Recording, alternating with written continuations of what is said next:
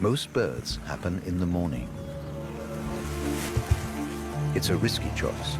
A single mother on her own might not be spotted, but if she's seen, she's in desperate danger. Still exhausted from labor and surrounded by more than a dozen hyenas. Humble scavengers are suddenly determined hunters.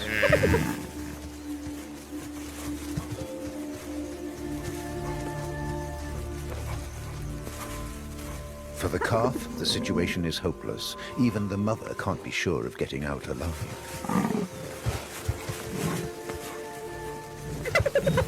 She resists for more than 30 minutes.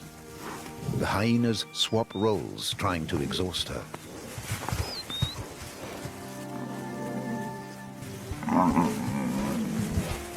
Mother and child return to the safety of the herd.